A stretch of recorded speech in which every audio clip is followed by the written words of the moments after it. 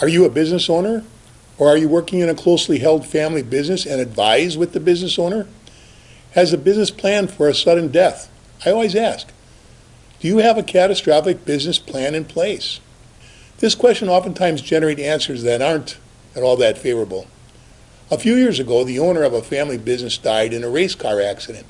4 women and their parents each sent heart-shaped bouquets of flowers to the funeral. Each of the women was engaged to him and thought she was the only one. Needless to say, his business affairs were in the same state as his personal life, confused and disorganized. While alive, he hid it well. He charmed many of the people that he was around and made tremendous amounts of money and spent a great deal of money and covered a lot of missteps. Sudden death brings surprises. Grief, heartache, loss, confusion, clear financial stress, and legal hassles. So why is it so many family businesses do not make planning for the sudden death of a founder or key executive a priority, or at least a question to be answered? It's human nature to put off what seems to be less important today because you can always do it tomorrow. Yet we all know the best time to plan is when there's no need to do so. Some people keep their plans as a secret. According to a June 2021 New York Times article by Catherine Rosman and Elizabeth Harris, Mr. Richard Robinson, Jr., the 84-year-old chairman and CEO of Scholastic Books, the son of the founder, died suddenly while taking a walk with his sons and former wife on Martha's Vineyard. Scholastic Books General Counsel called Lowell Lucchese, an employee who had worked in the company for 30 years, and a senior executive, to tell her that Mr. Robinson had left the Class A voting shares, the controlling interest of the company, all held in trust, to her in his will, bypassing his sons. Board members were shocked. David Wallach, a portfolio manager for T. Rowe Price, Scholastic's largest investor after the family, was not aware of the succession plan. And when he had asked Mr. Robinson if there was one, he replied that there was an envelope in the safe. When it opened, it would show his wishes. Mr. Wallach had never met Miss Lucchese, who put a new management team in place. Mr. Robinson's sister is reported as saying that the company is in good hands. In contrast, a client who founded an import-export business was given a dire health projection and knew he had only 4 to 6 weeks to live. He called me, told me, and asked me to set up a meeting with him, his wife, and his adult children. One of his sons was his heir apparent in management.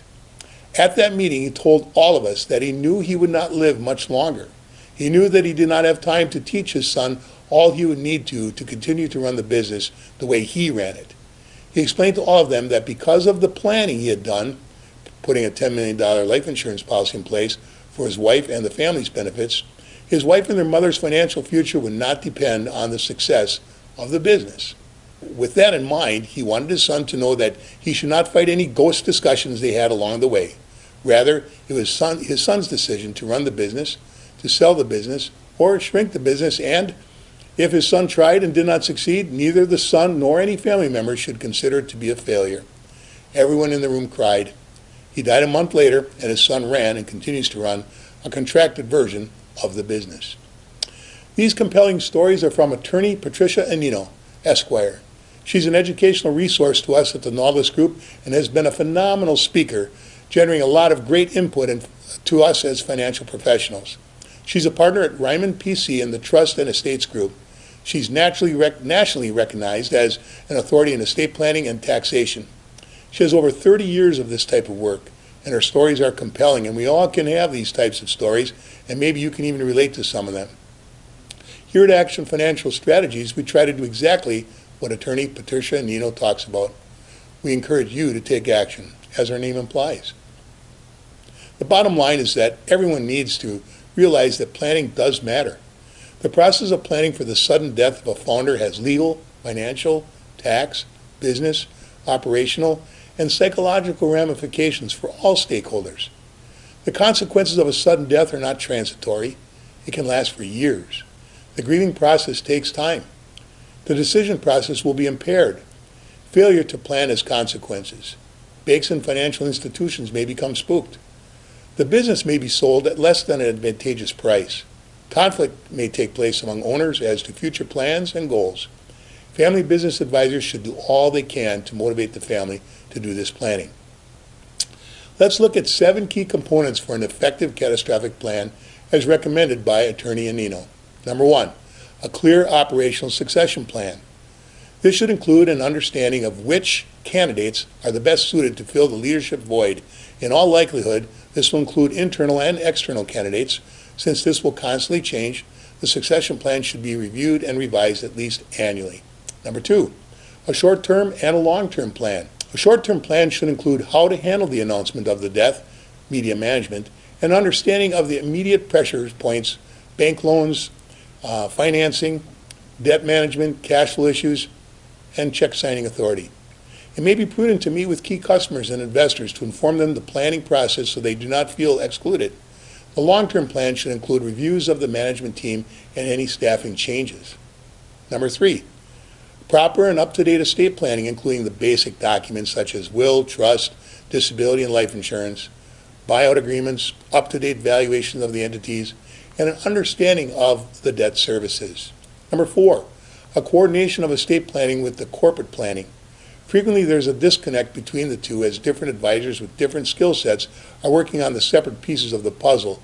Integration of these pieces, much like a jigsaw puzzle, is what creates a coherent picture, or in the case of business succession, a coherent plan. Number 5, an understanding of the psychology that goes along with the death. Decision-making will slow down. Grief will ensue. Anger is likely. Negotiations will take time in a different tone. When a client of mine, a young husband, the CEO of a family business, died very suddenly playing sports, she was named in his will as his executor.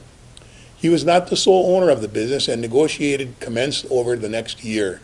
She bought an 8x11 framed photo of him to every meeting and put it on the conference room table.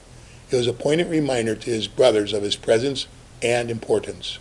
Number 6, a method to establish the financial value of the decedent's interest.